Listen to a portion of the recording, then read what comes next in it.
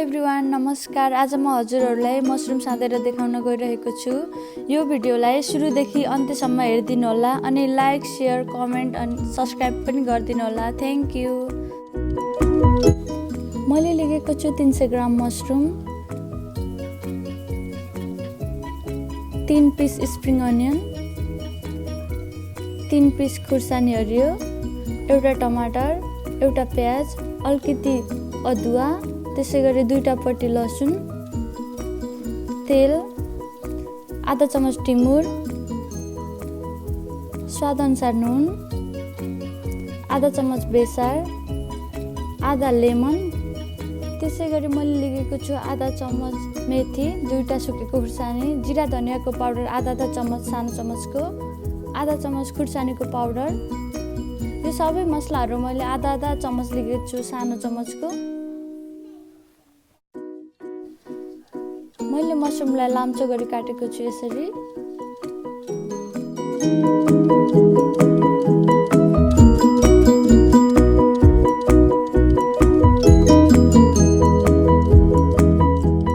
Mushroom काटिसकेपछि यसलाई तातो पानीमा भिजाउनु होला 5 मिनेट जति। मसरुम भिज्दै गर्छ। म अब अरू सामान रेडी गर्छु।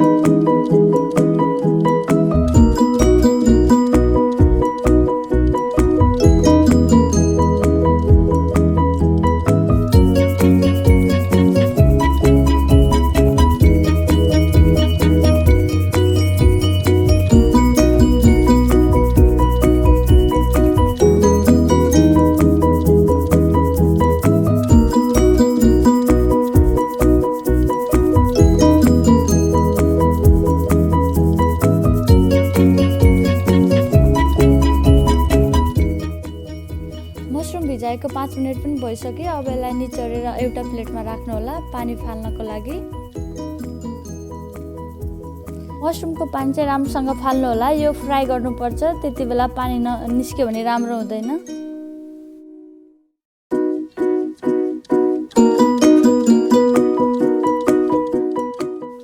एउटा प्यान बसालेर थोरै तेल राख्नु होला मसरुम फ्राई गर्नको लागि। हजुरहरूले जुन तेल राख्दा पनि हुन्छ।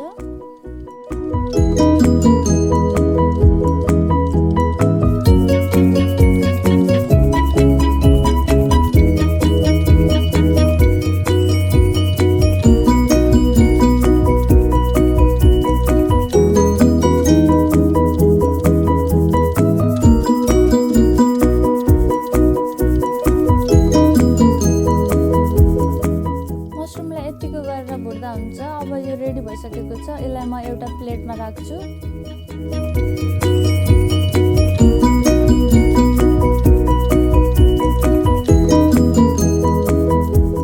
मसरुम झान्नको लागि मैले थोरै तोरीको तेल राखेको छु प्यानमा। त्यसैले म अब मेथी राख्छु।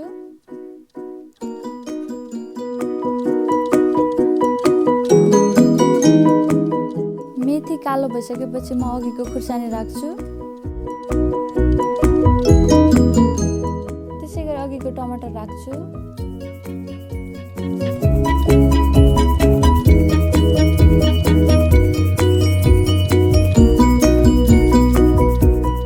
टमाटरलाई 1-2 मिनेट पकाइसकेपछि म यसमा सबै मसलाहरू राख्छु। जिरा धनियाको पाउडर,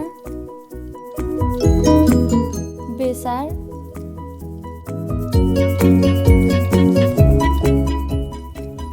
खुर्सानीको पाउडर।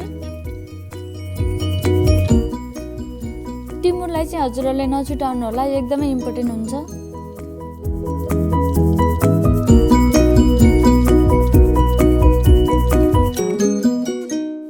सबै मसलाहरू राखिसकेपछि 30 सेकेन्ड जस्तो पकाउनु होला।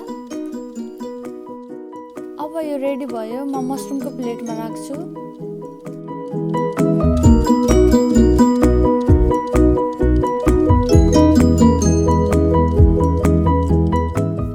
फ्रेस इन्ग्रेडियन्ट्सलाई मसरुममा राख्ने।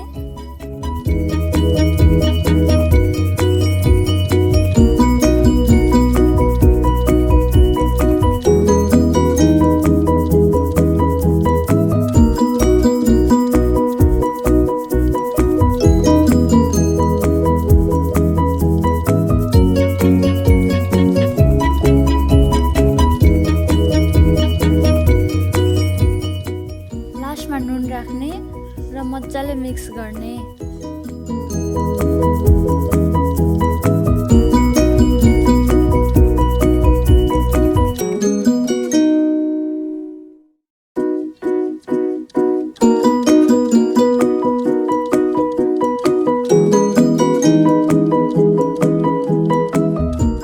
यो भिडियो कस्तो लाग्यो हजुरहरूलाई? प्लिज मेरो च्यानललाई लाइक, सेयर, कमेन्ट, सब्स्क्राइब गरिदिनु होला। Thank you.